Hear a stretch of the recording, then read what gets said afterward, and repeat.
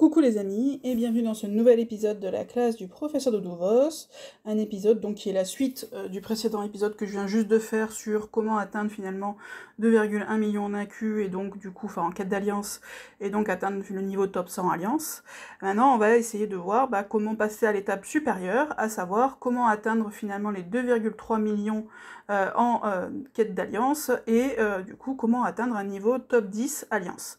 Bon, évidemment, il faut avoir déjà maîtrisé, entre guillemets, la première partie pour pouvoir se pencher sur la seconde. Je vais essayer de vous donner un certain nombre de conseils, bien évidemment. Après, ma foi, ça ne relève que de vous, hein. Y a certains qui arriveront assez facilement, voire très facilement au 2,3 millions et qui vont arriver au 2,4 millions. D'autres qui y arriveront plus difficilement, ça peut prendre du temps, mais là aussi, je reste assez persuadée que finalement, si vous réunissez, du coup, certaines conditions dont j'ai commencé déjà à parler la dernière fois et que je vais compléter cette fois-ci, donc pour les 2,3 millions, et si vous suivez du coup un peu ces conseils-là, je pense que ça me paraît en tout cas accessible quand même à pas mal de monde. Peut-être pas à tout le monde, les 2,3 millions, mais en tout cas quand même à grand monde. En tout cas, si j'y arrive, c'est que ça ne demande pas non plus d'avoir des compétences de fou, puisque je n'ai pas des compétences de fou ni un deck de fou sur ce jeu. Donc finalement, ça montre bien que c'est accessible, hein. Il y a des free-to-play dans l'équipe qui y arrivent. Donc voilà, là aussi, il n'y a pas besoin d'avoir un investissement de dingue dans le jeu pour pouvoir y parvenir. Certains d'ailleurs qui ont un investissement de dingue dans le jeu n'y arrivent pas pour autant, d'autres qui n'ont pas d'investissement dans le jeu y arrivent, donc on va essayer du coup de voir justement qu'est-ce qui permet d'y arriver. Je vais suivre un petit peu la même, les mêmes étapes, les différentes conditions que j'ai faites sur la précédente vidéo, en commençant par du coup les qualités, on va dire, un peu comportementales nécessaires à mon sens pour arriver à atteindre ces 2,3 millions. Donc comme je l'ai dit, déjà, je le rappelle, mais pour les 2,1 millions, il y avait, à mon avis, une compétence centrale qui est indispensable si vous voulez faire des events. C'est ce que j'appelle la résistance à l'échec et la persévérance. C'est-à-dire que, ok, c'est la quête d'alliance, par principe, vous allez vous planter à répétition jusqu'à trouver le bon puzzle et jusqu'à y arriver, finalement. Mais il faut accepter de ne pas y arriver et persévérer, même si, effectivement, comme tout le monde, hein, personne n'aime se planter, et pourtant, c'est ce que vous allez faire de manière répétée sur la quête d'alliance avant d'y arriver, puisque, encore une fois, on relance les puzzles.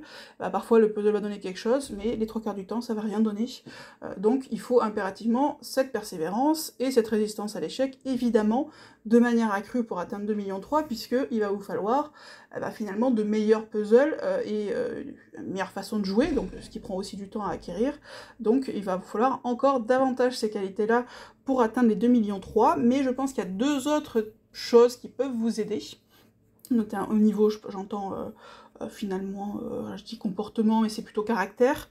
La première chose qui peut vous aider, je pense, c'est moi ce que j'appelle la sensibilité à l'émulation, qui est pour le coup moi quelque chose que j'ai pas mal, du reste parce que j'ai fait de la compétition sportive quand j'étais un peu plus jeune, mais voilà, la sensibilité à l'émulation, ça c'est quelque chose qui peut vraiment vous pousser, alors tant de manière individuelle, moi par exemple, quand j'essaye de pousser un niveau où je sais que je peux grappiller des points dessus et que je n'y arrive pas, c'est vrai que ma réaction c'est, aussi parce que j'ai une forte tendance à la contradiction, un fort esprit de contradiction, c'est de me dire, nom de Dieu, je vais y arriver, le jeu ne veut pas me filer le puzzle, mais de gré ou de force, je vais y arriver. Donc ça, vous voyez, c'est une sorte de goût, d'émulation individuelle, mais ça, bon, ça atteint ses limites finalement, parce que, finalement, des fois, vous êtes là, vous êtes à 2,2 millions et vous vous dites, c'est suffisant, je vais pas aller plus loin. Ce qui va vous aider finalement au-delà, à passer au-delà, c'est ce que j'appelle plutôt l'émulation collective, et ça, je trouve que c'est très fort, ça peut se faire à deux niveaux, à mon sens. Ça peut se faire à un niveau collectif, au niveau de toute l'alliance, et ça, je vous avoue que c'est ce qui est très agréable, je trouve, en quête d'alliance, lorsque ça se passe bien, c'est qu'en fait, vous avez toute l'alliance qui va dans le même sens, qui pousse vers le haut, et mine de rien, sans forcément que vous vous rendiez compte, mais ça vous pousse également, ça vous transporte, et honnêtement, vous suivez le mouvement finalement de manière naturelle, parce que l'être humain est comme ça, c'est un animal grégaire, et donc quand les gens se dépassent, finalement vous vous dépassez vous-même, sans trop y arriver, sans trop y penser, pardon, alors que parfois vous ne pensiez pas arriver à monter aussi haut, et ça je trouve que c'est la force du collectif, c'est cette forme d'émulation collective au sein d'une même équipe qui peut vous pousser à aller plus haut. Vous pouvez faire ça aussi à plus petite échelle, c'est aussi quelque chose moi que j'ai fait notamment avant qu'on qu'on fasse vraiment des tops, c'est de l'émulation avec 1, 2, 3 personnes de votre équipe, peu importe, ou même du reste hors équipe, qui est en fait ce que j'appelle le jeu du chat, c'est-à-dire vous montez, vous faites voilà, je sais pas, votre cible, enfin votre copain de jeu plutôt, on va dire ça comme ça, est à 2,2 millions, bah du coup vous arrivez, vous faites 2,21 millions, vous dites ah je suis passé devant toi. Lui du coup va pousser, parce que s'il est un peu joueur aussi, il va essayer de vous repousser devant, et mine de rien c'est comme ça que mis bout à bout en fait, bah, vous allez pareil, grappiller des points, monter, sans forcément vous en rendre compte, et au-delà de ça de manière finalement assez agréable, parce que ça reste un jeu, moi je suis assez sensible au jeu, voilà, moi je sais que c'est comme ça que j'ai atteint pour la première fois les 2,3 millions grâce à un joueur de mon équipe, qui pour le coup m'a poussé aux fesses, puisque lui était derrière, il était censé être moins bon que moi, puisqu'il avait un moins bon deck que moi, mais en fait il était devant moi sur la quête d'alliance, qui a aussi titillé un petit peu mon ego, faut bien le reconnaître, et puis je savais aussi qu'il allait copieusement se moquer de moi s'il était devant, donc ce qui m'a poussé du coup à essayer d'aller devant lui. Une autre fois ça a été quelqu'un qui finalement lui était pour le coup bien meilleur que moi et bien au-dessus, bah, ça m'a donné aussi l'envie d'aller essayer moi pour le coup d'aller le titiller un petit peu. Ça aussi c'est voilà, c'est quelque chose qui peut être assez fort si vous avez ce goût du jeu, moi j'appelle ça la sensibilité à l'émulation, mais c'est finalement un goût du jeu, voilà. Vous avez l'émulation collective au sein d'une même équipe, mais vous pouvez aussi faire ça finalement avec 1, 2, 3 joueurs de votre équipe, ou même d'autres équipes, peu importe. Vous avez un pote de jeu qui fait la quête d'alliance aussi, bah échangez-vous vos scores et dites ah t'as vu je t'ai dépassé, j'ai été meilleur que toi. Encore une fois, faut que ça reste un jeu, hein, faut que ça reste gentil, enfin faut que ça reste bon enfant, quoi, faut pas, voilà, le but c'est évidemment pas de se moquer ou quoi que ce soit, mais si on reste dans cet esprit de jeu là, bah, ça peut être assez rigolo. Nous voilà, moi en général j'arrive, je mets mon score et je m'éteins, prends mes poils de cif dans le nez, et des choses comme ça, du coup l'autre a une petite réaction et hop, il met bah voilà, maintenant c'est mes fesses que t'as sur ton nez, etc. etc.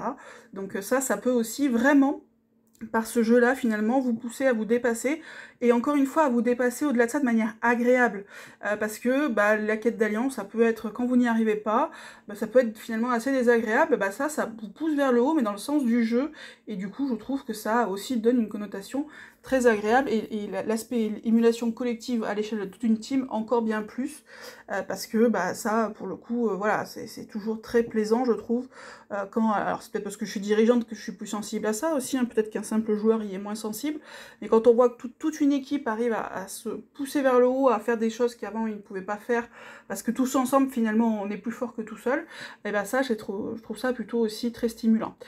Donc voilà, donc au niveau caractère, je pense que effectivement la résistance à l'échec et la persévérance évidemment, mais cette sensibilité à l'émulation, je trouve, est quelque chose aussi qui peut vraiment vous aider beaucoup à vous dépasser en event. Et la dernière chose, c'est ce que j'ai appelé un certain goût pour l'adrénaline, et un petit côté joueur, finalement parieur, puisque, comme je vous l'ai dit sur la précédente vidéo, finalement, lorsque au début d'un niveau, bah, vous voyez des combos possibles, vous lancez votre partage de dégâts et vous envoyez vos tuiles, et ben c'est un pari à chaque fois, c'est-à-dire que le pari d'avoir parfois mis du mana pour rien, puisque parfois ça va rien donner, vous allez avoir un combo 2, 3 et puis ça va s'arrêter là, et parfois vous allez avoir un super combo, et c'est au moment où vous allez avoir ce super combo là, que vous allez avoir ce petit shoot d'adrénaline en fait, qui fait waouh, mon pari a été gagnant, et du coup vous allez faire un joli score, et ça pour le coup, si vous êtes un peu joueur, si vous avez ce petit goût là pour l'adrénaline, je pense que c'est ça vraiment qui peut notamment, je trouve, peut-être vous pousser finalement à non seulement arriver à vous dépasser en event, mais également à y prendre goût, et à ce que ce soit beaucoup moins rébarbatif. Voilà, il y a l'émulation d'un côté, parce que c'est ça finalement qui permet de faire de jolies choses, c'est d'y prendre plaisir.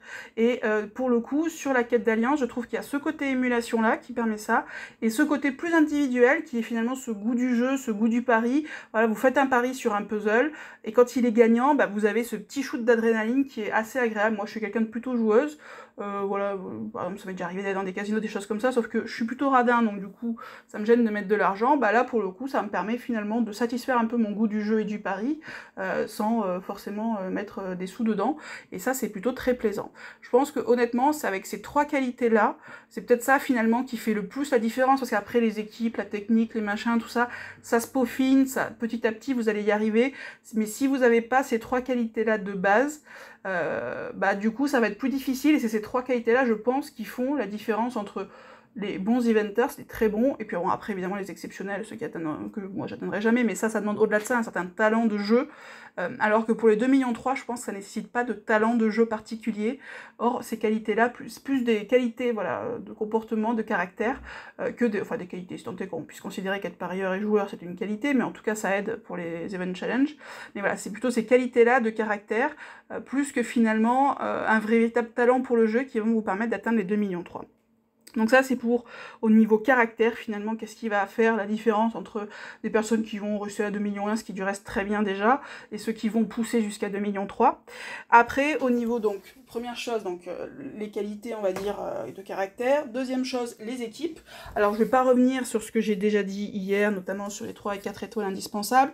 Je vais pas non plus vous faire des équipes légendaires, parce qu'en fait les équipes légendaires peuvent être tellement diverses et variées que je trouve que c'est voilà, il y a trop de héros actuellement et trop de combinaisons possibles du coup pour pouvoir vous donner des idées là-dessus, pardon. Par contre, je vais voilà, vous donner des petits tips supplémentaires parce que autant sur du 2,1 millions on peut avoir des équipes qui sont pas ultra optimisées, autant si on veut quand même atteindre les 2,3 millions, il faut vraiment, je pense, optimiser au maximum ces équipes de ce qu'on peut. Alors déjà, bon, faut quand même, je pense, alors moi j'ai certains héros, je crois il me semble que j'ai 1 ou 2 héros qui sont peut-être pas LB, pas LB1, j'en ai aucun LB2, mais quand même il faut à minima que ce soit emblémé, et si possible la quasi-totalité de vos héros LB. Certains 5 étoiles par exemple, bon, voilà, moi j'ai, comment il s'appelle, une marinenne que j'utilise notamment sur le légendaire, et c'est vrai que pour le coup, lui, il n'est pas LB chez moi, bon, je pense que in fine il le sera, mais ça doit être un des rares héros non LB que j'utilise sur la quête d'Alliance. Pour le coup, si vous voulez vraiment atteindre les 2,3 millions, ça va vous donner quand même, notamment ça va vraiment booster vos dégâts de tuiles, et ça va vous donner beaucoup d'aisance, donc ça pour le coup, voilà, ça va aider au niveau donc du coup des emblèmes et des LB1. Les LB2, c'est toujours pareil, pour moi ça me paraît pas nécessaire pour atteindre les 2,3 millions, mais bien évidemment c'est une facilité, ça va vous donner de l'aisance. Idem pour les troupes, pour moi c'est pas nécessaire pour atteindre les 2,3 millions, mais ça va vous faciliter les choses. Donc si vous avez la possibilité de, bah pourquoi pas, ça va vous aider évidemment, mais encore une fois je pense que c'est pas nécessaire. Sinon pour les équipes, déjà première chose, ah oui, ce que je voulais aussi expliquer dans cette vidéo, j'ai oublié de le dire, parce que là du coup on va rentrer un peu plus dans le vif du sujet sur le côté un peu plus technique, c'est que pour le coup cette vidéo là m'a été fortement inspirée et j'ai été très fortement aidée pour un certain nombre de choses, de conseils, de tips, etc. que je ne connaissais pas, par un joueur que je ne citerai pas, parce qu'encore une fois je ne cite jamais les noms sans avoir demandé l'autorisation avant, mais qui je pense se reconnaîtra, qui est notre tout meilleur eventers français, donc voilà, ça vous donnera aussi je pense un peu une idée de qui ça peut être, et qui m'a du coup donné un certain nombre de tips que je ne connaissais tout simplement pas. D'autres choses que je faisais, on va dire un peu comme Monsieur Jourdain qui fait de la prose sans le savoir, bah là c'était un peu ça, c'était pareil. Je faisais des choses sans forcément avoir intellectualisé le fait que ce soit vraiment utile.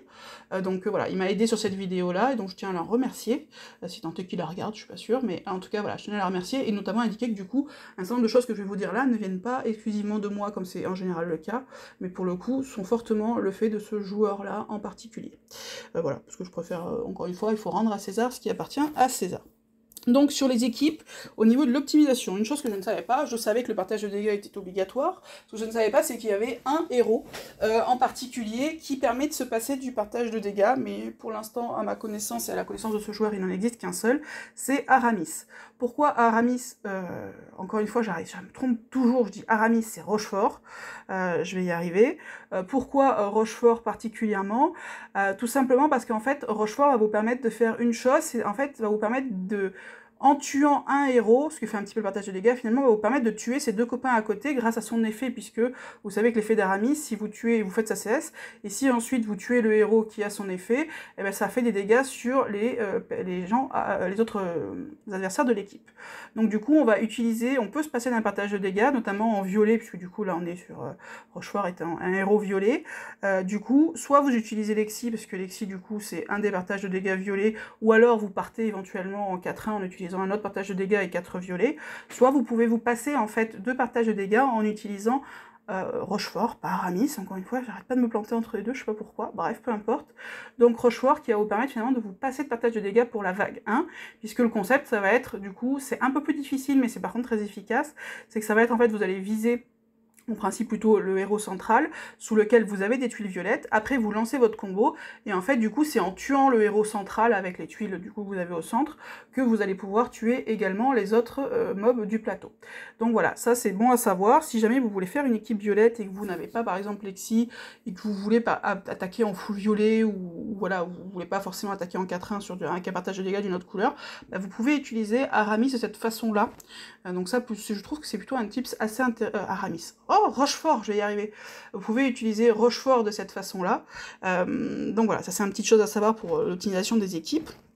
Autre chose, pour le coup, alors ça c'est un peu plus anecdotique, vous allez me dire, mais autre chose que je trouve pour le coup plutôt très important, on n'utilise pas de magicien saison 1 full emblème, en tout cas à 20, maintenant full emblème c'est 25, mais en tout cas au-dessus de 19, on va dire ça comme ça, notamment on n'utilise pas de Marjana C1 à minimum 20 emblèmes en quête d'alliance. Pourquoi? Parce qu'en fait, le problème, c'est ce qu'on adore en GDA, c'est que les magiciens saison 1 qui sont super talentés ont la possibilité de dispel via les tuiles. Le problème en quête d'alliance, c'est que ça, c'est ce qu'on veut absolument pas, puisque, encore une fois, le partage de dégâts est considéré comme un bonus. Donc ça veut dire que votre magicien saison 1 va dispel le partage de dégâts, y compris via les tuiles. Et ça, c'est très gênant, puisque du coup, au début, notamment sur la première vague, vous allez lancer votre partage de dégâts, vous allez lancer votre combo, bah s'il faut, le problème, c'est que votre tuile va vous dispel le partage de dégâts, et vous, au lieu de tuer toute la vague d'un coup, bah en fait, il va vous rester un adversaire à droite ou à gauche ou au centre, peu importe, puisque lui, le partage de dégâts aura sauté sur lui.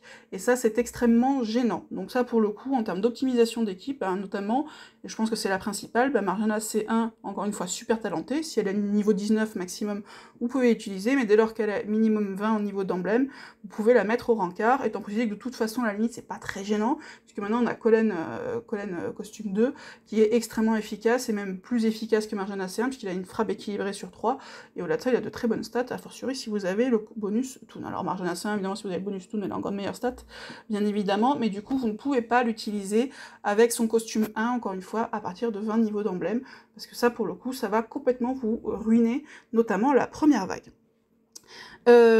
Autre chose dont je voulais vous parler, c'est notamment sur les équipes. Alors comme je vous l'ai dit, pour le coup, pour faire du 2 millions 1, une équipe dans chaque couleur, une équipe dans chaque difficulté, pardon, c'est largement suffisant. Pour faire du 2 millions 3, vous pouvez toujours faire une équipe dans chaque couleur, je vais y arriver, niveau, c'est aussi suffisant.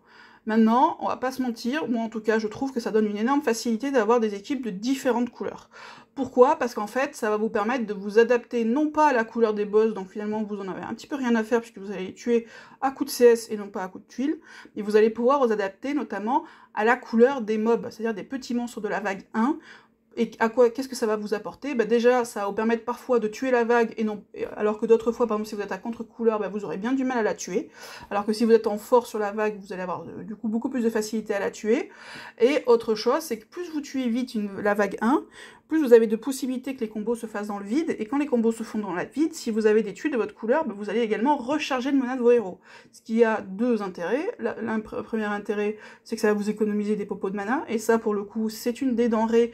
Finalement, tout ce qui est flèche, hache, météorite, enfin attaque à la bombe, attaque dragon, c'est pas forcément, je trouve, Enfin, en tout cas, dès lors qu'on a l'habitude de savoir sur quel niveau on l'utilise et sur quel niveau c'est pas nécessaire d'en utiliser, je trouve que c'est pas ce dont on manque le plus. Par contre, le mana, le problème, c'est que le mana, on est obligé d'en utiliser, y compris du reste si vous avez une super technique, puisque, comme je vous l'ai dit, la vague 1 implique un pari qui est de charger votre partage de dégâts avant d'envoyer du coup vos combos de tuiles, et parfois ça donne rien, donc parfois vous allez utiliser du mana à vide. Alors que concrètement, bah, quand vous voyez que la vague 1 est mal engagée, des flèches, des haches, des bombes, etc., vous n'allez pas en utiliser. Donc du coup, vous allez économiser là-dessus. Par contre, vous allez plutôt utiliser du mana. Donc si on peut en économiser notamment en rechargeant dans le vide, bah ça c'est plutôt très bien, donc je trouve ça pas mal. Et au-delà de ça, ça apporte aussi autre chose de recharger dans le vide, c'est que vous allez tout simplement les recharger vos héros, puisque par définition, une tuile envoyée dans le vide, ça apporte 2 fois plus de mana. Donc ça veut dire quoi? Ça veut dire que si vous combotez dans le vide, vous avez beaucoup plus de chances de charger vos héros, et donc du coup de gagner du temps, puisque vous n'aurez pas besoin de les charger manuellement. Parce que mine de rien, envoyer des objets, ça prend du temps, a fortiori si vous n'êtes pas surhumain comme certains eventers qui font plus de 2 millions 4, qui vont à une vitesse mais de malade, enfin honnêtement pour moi, ils se dopent, c'est pas possible autrement, ou ils ne sont pas humains. Si vous êtes comme moi et que vous avez des gros doigts, et bien du coup si vous pouvez vous économiser d'utiliser des objets, déjà c'est bien pour vos ressources, mais au-delà de ça, ça vous fera gagner du temps, puisque du coup vos héros seront directement chargés, et vous du coup vous n'aurez pas besoin d'utiliser notamment des potions de mana pour les charger, arriver au boss. Donc c'est pour ça que je trouve que ça donne beaucoup de facilité d'avoir des équipes de différentes couleurs. C'est pas pour autant dire qu'il leur faut absolument de toutes les couleurs, mais par exemple 2 couleurs différentes c'est bien.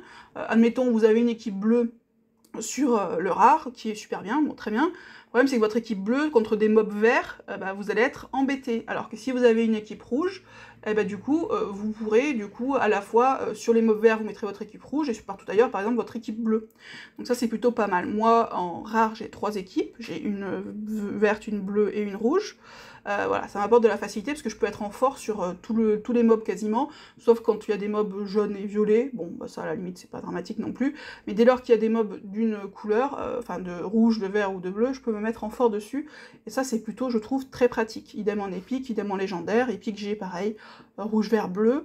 Légendaire, pareil, je peux faire... Alors, bon, après, elles sont plus ou moins bonnes, hein, c'est toujours pareil. Je peux faire du... Pour le coup, j'ai rouge, vert, bleu, et j'ai une très bonne violette également. Donc voilà, ça me permet de m'adapter, et je trouve que ça donne beaucoup de facilité. Alors, est-ce que c'est obligatoire pour atteindre les 2,3 millions? Non, mais vraiment, pour moi, je trouve que c'est particulièrement utile. Encore une fois, si vous n'êtes pas hyper à l'aise, ça vous donnera de la facilité, et ça pourra aussi vous faire, comme je l'ai dit, économiser un petit peu de ressources, ce qu'on prend toujours lorsque l'on fait des event challenge. Autre chose, l'ordre des héros est particulièrement important. Alors, je sais plus si j'ai dit sur ma vidéo précédente, mais bien évidemment, pour gagner du temps, il faut mettre les héros dans l'ordre, quand vous les mettez dans votre équipe, dans l'ordre dans lequel vous allez les utiliser. Hein, donc ça c'est très important, évidemment. Après, le bon ordre n'est pas forcément toujours, ça paraît évident de dire ça, voilà, bon, on attaque de gauche à droite, on met de gauche à droite, on attaque de droite à gauche, on met de droite à gauche. Moi j'en ai un dans mon équipe qui, je crois, part du centre vers les extrémités. Bon, pourquoi pas, chacun son truc, hein. Voilà, bon. Mais par contre, l'ordre des héros est particulièrement important. Et je vous le dis parce qu'en fait, moi je vois souvent des équipes qui passent, et du reste moi-même, parfois ça m'est arrivé de me tromper, où les équipes ne sont pas ultra optimisées en termes de placement. Alors il y a des choses qui paraissent évidentes, et pour autant parfois on les voit se tromper. Par exemple, quand vous avez une équipe hippo, vous utilisez hippo en légendaire, ce qui marche plutôt très bien. Bon, quand on voit que hippo n'est pas placé en premier, ben là pour le coup il y a un souci, c'est-à-dire que hippo il doit même être avant votre partage de dégâts, notamment en général quand on fait une équipe hippo en bleu, on utilise Gunnar C. Donc du coup évidemment vous mettez hippo en premier, Gunnar C après. Bon, encore une fois, j'ai déjà vu des équipes où ce n'était pas le cas. Autre erreur assez fréquente, c'est parfois, alors ça demande parfois de faire des tests, et d'ailleurs il faut que j'en fasse, sur notamment, par exemple sur les équipes bleues, qui de Nordry C ou de Ulmer C je mets en premier. Nous, fut une époque, on avait fait des tests, et il s'était avéré que finalement Nordry puis Ulmer c'était mieux. Après est arrivé le costume de Nordry, donc du coup, alors là j'ai pas refait de test, mais a priori, visiblement Ulmer et Nordry c'est mieux dans cet ordre-là. Maintenant on a le costume de Ulmer Toon également, donc il va falloir que je refasse des tests pour voir du coup quel ordre est le bon. Vous allez me dire, c'est des pouillèmes, ça change pas grand-chose. Bah parfois ça peut tout changer, finalement ça peut changer entre je tue mes boss et je ne tue pas les boss. Donc ça paraît rien comme ça, mais encore une fois, quand vous êtes sur 2,3 millions, il faut que vous vous alliez vers de l'optimisation, et ça peut tout changer. Alors, encore une fois là-dessus, notamment sur les Ulmer et Nordry, j'ai pas trop la réponse encore une fois, parce que j'attends d'avoir tout simplement le toon de Ulmer que je n'ai pas encore, pour pouvoir vraiment faire des tests et savoir vraiment dans quel ordre. Autre chose, par exemple, lorsque vous avez une équipe verte en épique, moi j'utilise plutôt Almur en premier et Franz après, plutôt que Franz suivi de Almur, parce qu'Almur fait vraiment des dégâts un peu pathétiques. Donc du coup je fais Almur, Franz. Autre type, ça à la limite, c'est du pouillem. Par contre, il y a des choses que je trouve beaucoup plus significatives, par exemple, notamment, il y en a beaucoup de joueurs qui utilisent Marjana costume 2, avec par exemple le bonus Toon, mais en utilisant le costume 2, parce qu'en fait elle a une belle frappe sur 3, donc ça c'est plutôt très bien comme cogneuse. Mais il faut pas oublier une chose que beaucoup de gens oublient, c'est que Marjana costume 2, elle fait un debuff de défense de seulement 34%, alors que si vous jouez même un Wilbur ou a fortiori un Ilmarinen, vous allez avoir un plus gros debuff de défense.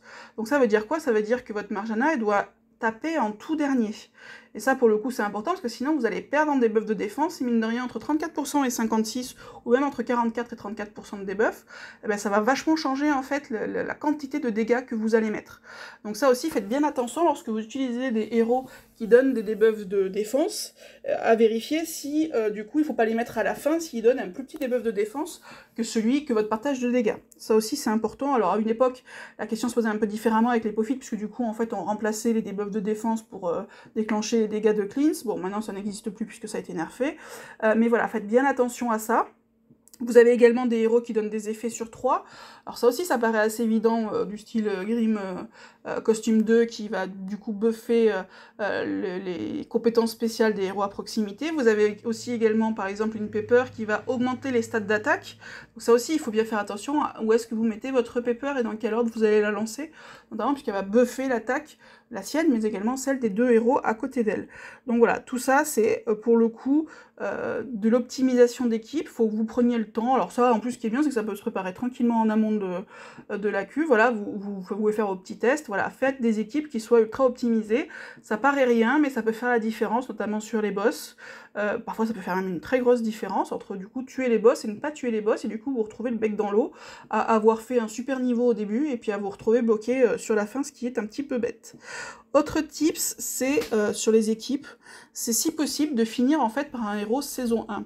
Pourquoi finir par un héros saison 1? Puisque en fait tout simplement c'est les premiers héros qui ont été créés dans le jeu, et donc ils ont pour particularité d'avoir des cinématiques, puisque vous savez chaque CS a une petite cinématique, des CS qui sont plutôt courtes, parce que avant je pense qu'au début du jeu ils s'embêtaient pas trop à faire des cinématiques très intéressantes. Par contre maintenant les cinématiques sont beaucoup plus longues. Je prends un exemple notamment, un Ordry, sa CS prend 2 plombes, un Caril, sa CS va super vite. Vous allez me dire, c'est du pouillem, ça se joue à 1 ou 2 secondes. Bah ouais, mais 1 ou 2 secondes, ça fait mine de rien des points que vous allez grappiller, encore une fois, et mis bout à bout, tout ça vous permettra d'atteindre les 2,3 millions. Donc du coup, si vous avez la possibilité de finir, encore une fois, sans déséquilibrer votre équipe, au niveau des debuffs, au niveau de l'ordre des CS, etc., essayez de finir plutôt par un saison 1, tout simplement parce que ça va vous faire gagner du temps. Parce qu'en fait, ce qui va se passer, c'est que même si vous jouez, admettons, vous jouez un Yao et un Caril, du coup, Yao, sa CS va être plus longue. Donc si vous le lancez avant Caril, et du coup, sa CS, la cinématique, quand je parle de sa CS, je parle de la cinématique de sa CS. La cinématique de sa CS aura le temps de se finir pendant que Caril fera la sienne. Comme elle est un petit peu plus longue, du coup, vous gagnez, encore une fois, un petit peu de temps. C'est pas grand-chose, mais encore une fois, mis bout à bout, ça peut faire la différence. Alors, ça, c'est des choses qu'il faut, pour le coup, à mon avis, qui sont obligatoires pour atteindre et dépasser les 2,4 millions. Pour les 2,3 millions, c'est pas obligatoire non plus. Mais voilà, encore une fois, on essaye de grappiller des points où on peut, et sur des choses notamment faciles comme ça, faut pas s'en priver. Donc par exemple, voilà, si vous jouez Yao et Caril, utilisez plutôt Caril à la fin. Pareil, Collen C2, utilisez-le, si par exemple vous utilisez, je sais pas, un Cillian, utilisez plutôt votre Collen C2 à la fin, ça vous fera aussi gagner du temps. Voilà, donc ça c'était au niveau des équipes, encore une fois, mis bout à bout. Ah si, je voulais vous parler aussi d'autre chose sur les dispels. Notamment, il y a un certain nombre de héros. Alors je parle pas des magiciens saison 1, encore une fois, eux pour le coup, faut les exclure. Après, il y a un certain nombre de héros, type notamment Panthère, sans costume, ou type Evelyn, ou type Frida, qui ont pour particularité de faire des buffs élémentaires sur 3, ce qui est top sur les events, mais qui font également dispel. Du coup, se pose la question de où est-ce que je les mets. Vous avez différentes possibilités. Normalement, l'ordre idéal, finalement, ça serait de faire partage de dégâts, puis après, je mets du coup mon debuff élémentaire, puisque ça va me permettre, comme j'ai déjà le partage de dégâts, mine de rien, Frida, Evelyn ou Panthère vont taper plus fort, puisqu'elles vont bénéficier d'un debuff de défense, elles vont rajouter le leur, et puis après, je mets mes héros. Ça marche bien. Le problème, c'est que ça va dispel le partage de dégâts, puisque comme je vous l'ai dit, le partage de dégâts est un bonus. Donc du coup, si vous utilisez un dispel, ça va l'enlever. Vous avez également la problématique avec Kaidmon C2, qui va également dispel le partage de bonus. Et probablement plein d'autres héros que j'ai oubliés, bien évidemment, mais c'est pour vous donner des idées. Donc la question se pose, du coup, la possibilité que vous avez, c'est de le mettre avant votre partage de dégâts. C'est-à-dire, au lieu de faire Gunnar C, Frida, je fais Frida, Gunnar C. C'est un petit peu moins bien niveau dégâts, mais au moins vous allez garder votre partage de dégâts. Est-ce que c'est vraiment indispensable de garder votre partage de dégâts? J'entends au niveau des boss. Au niveau de la première vague, il est indispensable de garder son partage de dégâts, parce que sinon, encore une fois, vous risquez de vous retrouver avec votre vague à moitié tuée au lieu de l'avoir intégralement tuée. Sur les boss, par contre, ce n'est pas forcément toujours obligatoire. En fait, ça va dépendre des héros que vous mettez avec. Si vous avez des héros qui ont une frappe équilibrée sur 3, j'entends des héros qui font exclusivement, par exemple, je dis n'importe quoi, 300% sur 3, du coup, vous n'avez pas besoin de partage de dégâts, finalement, puisque vous allez avoir une frappe équilibrée, c'est-à-dire que tous les boss, normalement, ont le même nombre de PV, et alors ça, c'est à vérifier aussi, parce que je me demande sur les gargouilles si c'est bien le cas, parce que... Bref, bon. En général, les boss, normalement, ont le même niveau de PV. Vous pouvez vérifier en faisant des tests, tout simplement en regardant, ou en faisant vos tests. Mais normalement, du coup, ça ne pose pas de difficulté si vous avez une frappe équilibrée sur 3, puisque les boss ont les mêmes PV et vont se prendre les mêmes dégâts. Avec quand même une petite particularité, c'est que vous avez aussi un coefficient de RNG. Coefficient de RNG qui fait que parfois vous allez taper plus fort celui de gauche que celui de droite, puisque parfois vous allez faire, je dis n'importe quoi, 220, et puis l'autre vous allez faire 210. Si vous êtes large, ça pose pas de problème. Si vous êtes plus short, c'est-à-dire si vraiment vous voulez tuer rara les boss, il est possible qu'il y en ait un à qui il reste un petit peu de vie, ce qui déjà est un petit peu problématique. Donc ça implique déjà, si vous voulez jouer votre dispel après votre partage de dégâts, déjà d'être suffisamment à l'aise pour tuer les boss, d'accord? Ou alors de prévoir un petit item pour compléter à la fin. Par contre, et ça implique également du coup d'avoir pour le coup une frappe équilibrée sur 3 nécessairement, avec des boss qui ont le même niveau de PV. Par contre, si vous avez, là où c'est sûr que vous ne pouvez pas l'utiliser, donc ça demande par le coup des tests à ce niveau-là. Moi, j'utilise notamment beaucoup Kaidmon C2 encore une fois, en épique, et ça marche plutôt très bien, même s'il dispel. Par contre, vous allez avoir certains héros qui vont avoir des frappes, ce que j'appelle déséquilibrées sur 3, c'est-à-dire une attaque principale forte avec des dégâts mineurs sur 2. Là, pour le coup, si vous avez enlevé votre partage de dégâts, ce qui va se passer, en fait, c'est que vous allez percer, c'est-à-dire que vous allez tuer celui sur lequel vous allez faire des dégâts forts, et vous n'allez pas tuer les flancs. Et ça, pour le coup, vous ne souhaitez pas le faire. Donc, si vous utilisez ne serait-ce qu'un seul héros qui a des dégâts mineurs, pour le coup, il faut impérativement, si vous utilisez un debuff élémentaire qui fait également dispel, ou n'importe quel héros qui fait dispel, il faut impérativement que ça intervienne avant le partage de dégâts. Du coup, ça implique que vous ne puissiez pas mettre de cogneur avec des partages de dégâts dans ces cas-là, puisque le cogneur, il doit intervenir nécessairement à la fin. Le mettre au début, ça sert à rien. À la limite, si vous faites Frida, Cunarcé, et après vous mettez vos cogneurs, là, ça peut, pour le coup, plutôt bien fonctionner, même si vous perdez un petit peu en dégâts sur Frida, mais vos cogneurs, ils auront ce qu'il faut. Si par contre, c'est votre cogneur qui dispel, par exemple Kaidmon, admettons que ça ne marche pas, moi, pour le coup, je trouve que ça marche plutôt bien, vous allez être embêté, puisque, du coup, moi, j'utilise 2 Kaidmon, sinon vous pouvez le mettre à la fin, mais sinon, vous allez être embêté, puisque le mettre au début n'a aucun sens, puisque le cogneur ne fait des dégâts que si avant, vous avez le debuff de défense, le debuff de défense élémentaire, le buff de dégâts, etc., etc. Donc voilà, donc du coup, faites bien attention au dispel lorsque vous en utilisez dans vos équipes. S'il y en a un et que vous êtes obligé de le mettre au début, ça ne peut être à mon sens qu'un partage... Enfin, il faut vraiment que ça apporte un plus en termes de dégâts, c'est-à-dire un debuff élémentaire sur 3, ou... Alors j'ai pas trop d'autres idées, en fait, de dispel, à part du debuff élémentaire. Peut-être qu'il y en a qui font du buff dégâts, je crois pas. Je suis en train de réfléchir, je vois pas trop. Pour moi, c'est plutôt du debuff élémentaire, mais peut-être autre chose. À ce moment-là, vous le jouez au début. Si par contre, vous avez des héros qui tapent de manière équilibrée sur 3, vous pouvez vous permettre finalement de le mettre après votre partage de dégâts, mais faites attention à ce que... Et il me semble que sur les gargouilles, c'est pas le cas. Les boss sont... Alors pour le coup, l'événement d'Alliance, il me semble que c'est le cas, mais je vais aller vérifier tout de suite du reste. Oui, c'est ça, donc je viens de vérifier, effectivement, sur la quête d'Alliance, les boss, à une exception près sur le rare, où il y a une différence de 100 PV sur un boss, mais sinon, en quête d'Alliance, tous les héros ont la même chose, enfin, tous les boss, pardon, ont le même niveau de PV et de défense. Par contre, sur notamment le sanctuaire des gargouilles, c'est pas le cas, c'est ce qui pose un peu plus de difficulté, faire que vous avez un boss qui reste à la fin, ou sur beaucoup de niveaux, vous pouvez avoir notamment une grosse différence en termes de boss sur les PV, et du coup avec un boss qui risque de survivre, ce qui rajoute un peu de la difficulté du reste au sanctuaire des gargouilles, qui est déjà un peu plus difficile de base.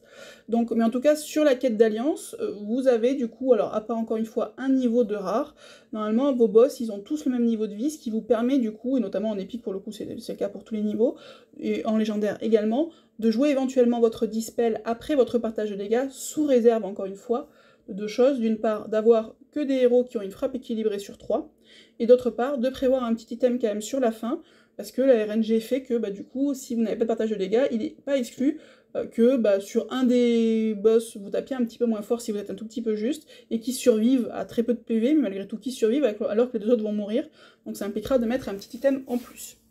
Donc voilà, ça c'était pour les équipes, les différents types équipes. Maintenant, pour la technique. La technique de base, ça va être la même que pour le 2 millions 1, ça va être la même chose, avec du coup, on va avoir quelques petits types de perfectionnement.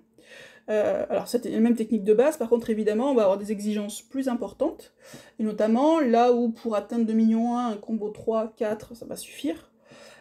Pour atteindre 2 millions 3, il faut viser plutôt un combo 6, voire plus, en moyenne. C'est-à-dire, encore une fois, je parle d'une moyenne de combos, alors je vais pas répéter ce que j'ai dit la dernière fois, enfin si, je vais le faire du reste comme d'habitude, mais voilà, encore une fois, je parle pas d'un combo, je parle d'une moyenne de combos, d'un ratio combo par mouvement de tuile, et il faut que cette moyenne de combos soit pour atteindre, alors encore une fois, c'est une généralité, je vous dis pas que vous pouvez pas faire de très bons niveaux avec 4 ou 5 combos qui suffiront, mais globalement, il faut plutôt viser une moyenne de 6 combos et plus dès lors que vous voulez atteindre les 2 millions 3.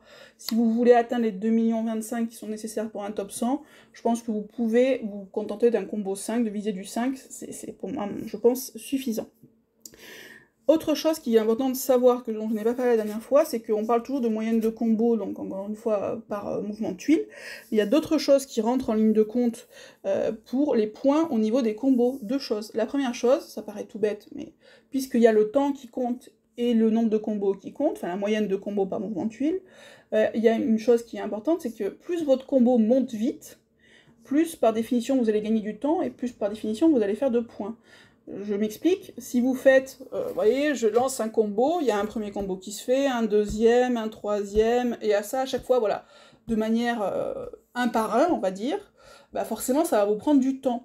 Alors que si vous avez direct, par exemple, vous faites un combo direct 3, et puis derrière, il y a un autre combo 3, donc vous allez passer direct de 3 à 6, ça va aller beaucoup plus vite. Et du coup, c'est ça aussi qui va vous permettre de scorer beaucoup plus. C'est ça qui, notamment, va faire la différence. Parfois, vous avez l'impression que vous dites, c'est bizarre, j'ai chopé un gros combo, et puis finalement, j'ai moins scoré que ce que j'avais déjà fait avant, alors que avant il me semblait que j'avais fait un plus petit combo. Et c'est parce qu'en fait, vraisemblablement, votre combo, il est monté beaucoup plus vite la première fois, donc il est peut-être plus petit, comme quoi il n'y a pas que la taille qui compte, quoique. Donc peut-être que votre combo est beaucoup plus petit, mais néanmoins, il est monté beaucoup plus vite. Vraiment, faut vraiment pas prendre ces phrases hors contexte, parce que sinon ça peut vite dériver. Bon bref, je vais rester sérieuse. Donc il faut que votre combo, non seulement ait une certaine taille, c'est-à-dire il faut que vous ayez une moyenne de combo suffisamment importante, mais également qui monte le plus vite possible, et parfois un plus petit combo qui monte très vite, ça peut faire finalement plus de points. Autre chose également qui est pris en compte, ce que je ne savais pas du tout, c'est que non seulement, encore une fois, la moyenne de combo, la vitesse à laquelle il va monter, ça à la limite c'est logique puisque la vitesse globale est prise en compte, mais également le nombre de tuiles envoyées sur combo. C'est-à-dire que si vous avez un gros combo qui va vous faire partir toutes les tuiles de votre plateau, ça va vous faire beaucoup plus de points que si vous avez 3 tuiles qui partent, et puis 3 tuiles qui partent, et puis 3 tuiles qui partent, et puis 3 tuiles qui partent, ça va pas vous permettre de scorer beaucoup. Alors que si vous arrivez à avoir un gros combo, je prends l'exemple de base, je suis désolée, vous n'allez pas voir grand chose, bon bref, comme d'hab c'est plutôt verbal que visuel. Si vous avez par exemple un combo du style, vous faites un diamant et puis il claque dans la foulée, ça en général ça fait partir beaucoup de tuiles, puisque par définition toutes les tuiles de la couleur vont partir et non pas seulement 3, et ça pareil, ça va vous faire plus de points. Voilà, ça c'est quelque chose pour le coup que j'ignorais totalement, à savoir que le nombre de tuiles qui partent sur combo est également pris en compte pour le scoring. Donc voilà, donc ça du coup c'est quelque chose, encore une fois, quand vous êtes sur du 2 millions 1, vous n'avez pas à vous préoccuper de ça, parce que vous n'avez pas besoin d'avoir ce degré d'exigence là. Lorsque vous voulez, encore une fois, monter beaucoup plus, à 2 millions 3, évidemment, a fortiori à 2 millions 4, c'est des choses qu'il faut prendre davantage en considération, même si, très sincèrement, pour atteindre les 2 millions 3, si vous faites déjà un combo 6, vous n'allez pas vous dire « Oh non, j'ai pas beaucoup de tuiles qui sont parties dessus », vous poussez votre niveau et vous allez au bout, et vous avez quand même de bonnes chances pour que ce soit un bon niveau. Mais voilà, sachez en tout cas que non seulement il y a la moyenne, encore une fois, le ratio mouvement par combo de tuiles, par combo, mais également la vitesse à laquelle votre combo va monter, et également le nombre de tuiles qui vont être envoyées via ce combo, qui sont pris en compte dans les points. Sinon, autant sur du 2 millions 1, on peut éventuellement se permettre de continuer les niveaux qui sont pas forcément top pour choper un peu pour choper un peu de ressources, ou parce que des fois on a une tendance jusque boutiste, je ne sais pas pourquoi, mais même moi je l'ai, et bon, voilà, c'est comme ça. Des fois on se dit on veut finir absolument son niveau. Si vous voulez faire du 2,3 millions, faut arrêter, hein. Ça pour le coup, vous allez, sinon ça va vous prendre un temps de dingue, donc clairement, pour faire du 2,3 millions, il va vous falloir, en fait, vous commencez un niveau, vous faites un grand max pour du 2,3 millions, 2 mouvements de tuiles. Si vous n'avez pas les combos qu'il vous faut, vous pouvez stopper votre niveau et recommencer. Surtout, ne continuez pas. Alors, ça peut arriver éventuellement, par exemple, moi, ça peut m'arriver de pousser le niveau, enfin, terminer le niveau, par exemple, quand j'ai mon coffre monstre. À ce moment-là, je fais des petits niveaux et puis je les vais jusqu'au bout pour remplir mon coffre, tout simplement. Sinon, vous arrêtez votre niveau au bout de 1 ou 2 mouvements de tuiles maximum et vous recommencez. Moi, ça peut m'arriver de faire un seul mouvement de tuiles. Je fais toujours au minimum un mouvement, parce que je me dis des fois que j'ai pu louper un combo et que sur un malentendu, peut-être qu'en faisant un mouvement, il va se passer un truc de dingue, même si j'ai l'impression que ça va rien donner, mais je me dis peut-être que sur un malentendu, ça peut passer. Donc je fais toujours minimum un mouvement de tuiles, mais j'en fais jamais plus de 2, et honnêtement, je quitte et je recommence, ça vous fera économiser beaucoup, beaucoup de temps, parce que on dit toujours que les quêtes d'alliance prennent du temps, ce qui est pas faux, hein, ça prend du temps de jeu, bien sûr, parce que vous pouvez pas le faire en auto, donc voilà. Mais par contre, si vous utilisez cette technique, ça va quand même beaucoup, beaucoup plus vite. Voilà. Encore une fois, alors que si vous ne le faites pas, c'est un enfer, soyons très clairs. C'est un enfer, parce que si vous poussez tous les niveaux, ça vous prend un temps de dingue. Donc vous stoppez et vous recommencez. Autre chose, si vous voulez atteindre les 2,3 millions, faut pas forcer les niveaux, hein, ça faut arrêter. C'est-à-dire que si vous voyez votre niveau est mal engagé, ne vous dites pas « ouais, mais j'ai quand même eu un petit combo 3, peut-être que ça va passer, si je mets des items, du coup je force un petit peu, ça va passer ». Vous allez, si vous faites ça, alors bon, faites-le une fois si vous voulez pour voir ce que ça va donner, ça vous confortera vraisemblablement dans ce que je vais vous dire, mais sinon, si vous faites ça, vous allez griller toutes vos ressources en fait. Et pour le coup, 2,3 millions, vous allez essayer beaucoup, beaucoup, beaucoup. Donc vous allez avoir beaucoup de niveaux finalement un peu mi-chèvre, mi-chou, pas terrible. Si vous vous mettiez à les pousser tous, vous allez en fait tomber à court d'items et tomber à court de ressources, soit au moment de la quête d'alliance, soit juste après, et après vous allez galérer, vous n'aurez plus, pour remonter vos stocks, vous allez vraiment galérer. Donc ça aussi, c'est quelque chose qu'il faut vraiment apprendre en termes de technique, c'est de savoir quand je pousse et quand je ne pousse pas, et pour le coup, il faut être beaucoup plus exigeant que pour 2,1 millions, parce que là, en fait, vous allez avoir beaucoup plus, parce que 2,1 millions, un tableau qui est bof, moyen, mais ça passe, ça va vous suffire. Ça vous suffira pas pour 2,3 millions. Donc du coup, vous allez cramer des ressources pour rien. Donc sur 2,1 millions, vous pouvez vous dire, allez, j'y vais, et puis ça ira, et puis je ferai un plus joli score ailleurs, et ça compensera. Sur 2,3 millions, ça passera pas. Donc il faut vraiment que vous appreniez à économiser vos ressources, et notamment vraiment à perdre cette habitude qu'on a tous, et que j'ai moi-même, hein, encore une fois, c'est pas une critique, hein, c'est une tendance naturelle, à vous dire, je vais essayer de le forcer à coup d'item pour passer quand même, parce que j'ai pas envie de le refaire. Ou parce que, peut-être si je force, ça va quand même faire un joli score. Non, dites-vous que si de base vous avez l'impression que ça va pas faire un bon score, ça fera pas un bon score au bout. Honnêtement, moi, alors autant je peux être surprise dans l'autre sens, de me dire ah ouais celui-là il est pas mal, et de me dire ah bah non finalement il est moins bon, autant quand je me dis non mais celui-là il est vraiment pas terrible, en le forçant honnêtement je me rends compte au bout que c'est pas terrible. J'ai crois jamais ou quasiment jamais eu la surprise inverse. Donc encore une fois, voilà, ne forcez pas des niveaux, parce que tout simplement... vous allez tout simplement perdre beaucoup de ressources et vous retrouver potentiellement à court pendant, ce qui peut être extrêmement gênant, ou à court juste après, ce qui est très gênant aussi, parce que mine de rien, quand on est à sec de ressources, le temps de remonter, ça prend du temps. Autre chose, ce qui est important aussi lorsque vous voulez du coup grappiller des points, c'est de repérer en fait les niveaux où vous allez pouvoir grappiller des points. Il n'y a rien de pire en fait que ce qui arrive de temps en temps. Vous essayez de faire un niveau, vous vous dites, celui-là, je suis sûr, je peux grappiller des points, bim, super puzzle, enfin en tout cas un bon truc, vous faites bien votre niveau, pouf, vous arrivez, vous vous rendez compte qu'en fait vous avez rien gagné en points, ou alors style 100 points, ou quelque chose comme ça, simplement parce qu'en fait vous avez voulu pousser un niveau que vous avez déjà super bien fait, et du coup vous avez cramé beaucoup d'énergie pour que dalle en points. Donc aussi, une des choses importantes lorsque vous voulez atteindre les 2,3 millions, c'est d'apprendre et de savoir repérer les niveaux, en fait, où vous allez gagner le plus de points, et si possible, en utilisant le moins d'énergie possible. Pour ça, il n'y a pas 36 choix, il faut, soit vous avez des tableaux qui circulent, avec notamment une moyenne, par exemple, pour faire, ça je le trouve sympa ce tableau, pour faire 2,3 millions, vous savez qu'en moyenne, il faut faire, je sais pas, 34 000 sur le 1, 36 000 sur le 2, 45 000 sur le 3, etc. Donc ça vous donne une idée déjà de où vous placez. Ça, je trouve pas mal, notamment si vous êtes solo, ça peut être sympa. Et sinon, en fait, il faut faire passer vos scores, et notamment les comparer avec ceux de votre équipe, et notamment avec ceux qui... Alors, n'allez pas chercher des gens qui sont à 200K au-dessus de vous, parce que du coup, vous allez là avoir l'impression que c'est impossible à atteindre, mais cherchez des gens qui ont un niveau supérieur à vous, et regardez, en fait, les niveaux où ils ont gagné beaucoup de points, en fait. Évidemment, plus le niveau peut vous rapporter des points, c'est-à-dire vous vous dites, ah, peut-être j'ai une marge de 5K sur celui-là, c'est intéressant, et c'est un niveau qui coûte 3 énergies, ça va être très intéressant, parce que du coup, vous allez perdre, enfin, vous allez avoir besoin de moins d'énergie pour arriver à trouver le bon puzzle, puisqu'il coûte moins cher d'énergie de base, et vous allez toucher pas mal de points, d'accord? Après, vous avez évidemment les gros niveaux, où en général, là, vous pouvez, sur le coup, si vous avez un super puzzle, faire vraiment beaucoup de points. Par contre, ils sont chers en énergie, donc ça aussi, c'est pareil, c'est un ratio coût-avantage à faire de votre côté. Mais moi, ce que je vous conseille vraiment, c'est de comparer, en fait, faites passer vos scores régulièrement, pas qu'à la fin, vous faites ça, passez vos scores au fur et à mesure de l'event, pour repérer, en fait, les gens qui sont à un niveau supérieur au vôtre, qui ne sont pas au niveau ultra supérieur au vôtre, mais supérieur au vôtre, et vous repérez en fait les niveaux où vous avez le plus de marge de points possible, et si possible, du coup dans ceux-là, bon déjà vous essayez de tous les faire en général, mais en commençant par ceux qui coûtent le moins d'énergie, parce que c'est là en fait où vous allez finalement avoir le meilleur ratio points grappillés par énergie cramée. Donc voilà, essayez de faire ça, pour le coup c'est plutôt intéressant. Donc ça, c'est pour la technique, on va dire, un petit peu globale. Maintenant, on va voir à chaque vague, en fait, des petits tips. Alors, encore une fois, c'est pas des tips qui vont vous révolutionner votre vie, et d'un coup, vous êtes bloqué à 2,1 millions, et d'un coup, vous allez faire 2,3 millions. Non, mais c'est des tips qui, mis bout à bout, en fait, vous permettent de grappiller les points nécessaires, finalement, pour atteindre, petit à petit, cet objectif-là de 2,3 millions. Sur la vague 1, alors ça, pour le coup, c'est le plus important, finalement, en event. Enfin, c'est ce qui vraiment différencie, je pense, ça et la vitesse d'utilisation des objets, les bons des exceptionnels. C'est, en fait, la vision du puzzle, notamment à l'ouverture du plateau. C'est-à-dire arriver à voir les bons combos. Et ne pas passer, parce que souvent on dit « Ah, mais moi, j'ai jamais de puzzle, ça marche jamais ». En fait, les puzzles, vous les avez. La difficulté, c'est de les voir. Et ça, pour le coup, vous ne les voyez pas forcément. Alors, en général, quand on vous dit « Ah, mais moi, j'ai jamais de puzzle », on vous fait passer une vidéo où vous voyez 2 puzzles.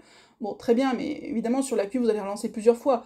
Et vous allez voir, finalement, que sur X ou Y puzzle, enfin, sur, je sais pas, une quinzaine de puzzles, finalement, bah, peut-être que vous en aurez loupé 3 ou 4 intéressants qui vous auraient permis, finalement, d'y arriver.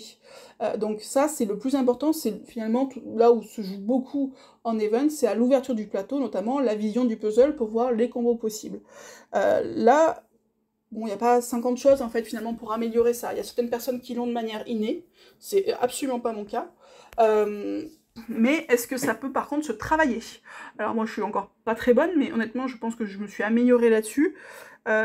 Et déjà, la première chose à faire lorsque vous êtes en event lui-même, au-delà de travailler les choses, je vais vous expliquer après comment vous pouvez essayer de travailler un petit peu ça, mais déjà, au moment de l'event lui-même, si vous n'êtes pas bon au niveau de la vision du puzzle, honnêtement, prenez quelques secondes au début. Alors je sais que c'est hyper contre-intuitif. C'est hyper contre-intuitif parce qu'on veut aller vite. Mais moi, honnêtement, c'est comme ça que j'y arrive et pas autrement. C'est en prenant des secondes qui me paraissent interminables au début pour regarder mon puzzle avant de lancer les tuiles. Je perds du temps, donc je perds des points en faisant ça, soyons très clairs. C'est ce qui fait que j'atteindrai jamais les 2,4 millions, parce que j'ai pas la capacité nécessaire pour ça. Néanmoins, c'est comme ça que je repère les combos, que sinon j'aurais loupé. Là, encore une fois, si vous n'avez pas atteint les 2,3 millions, c'est que vous n'êtes pas forcément très à l'aise sur les puzzles. Moi, je suis pas à l'aise et j'y arrive. Donc, si vous n'y arrivez pas, c'est que vous n'êtes pas forcément très à l'aise sur la vision du puzzle. Ce qui n'est pas une critique, encore une fois, c'est le plus difficile. Enfin, pour moi, c'est le plus dur. Ça demande beaucoup de rapidité, ça demande une énorme vision globale. Enfin bref, c'est compliqué, je trouve. Prenez, encore une fois, 3 secondes, 4 secondes au début pour regarder votre puzzle plutôt que de vous jeter dessus. Parce que vous gagnerez beaucoup plus en perdant quelques secondes, mais en trouvant un gros combo, vous gagnerez beaucoup plus comme ça que si vous vous jetez sur votre puzzle, balancez quelque chose et loupez des combos qui auraient pu vous permettre de vraiment scorer. Et c'est là, en fait, où, 1, vous allez scorer plus facilement, et 2, vous allez aussi économiser des pots au monde, d'accord? Ça, c'est vraiment une tendance naturelle qu'on a, parce qu'on veut aller vite, surtout quand on veut faire du gros score, parce que la vitesse est importante. Pour 2,1 millions, on peut être plus lent, pour 2,3 millions, il faut commencer à être un petit peu plus énergique. Mais c'est ça, pour moi, en tout cas, moi, c'est comme ça que j'y arrive, et pas autrement, et pour le coup, je le faisais naturellement, et ça m'a été confirmé par le joueur dont je vous ai parlé.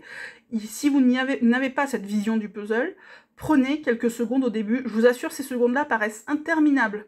Au début, vous êtes en train de vous dire « Non mais qu'est-ce que je fais? Je passe des heures, mais je suis trop nulle. » Prenez-les, c'est pas grave. Vous les prenez, vous les regardez, vous regardez bien votre puzzle. Ça veut pas dire que vous allez trouver tous les combos, vous allez parfois passer à côté de combos, soyons très clairs. Parfois on les voit, limite après, et on se dit merde, parfois on les voit pas, et quelque part, vivre dans le déni, des fois c'est pas plus mal de se dire que j'ai loupé X combo. Bref, mais voilà, prenez ce temps-là, il va vous paraître interminable, mais il est nécessaire si, encore une fois, vous n'êtes pas super bon au niveau de la gestion du puzzle.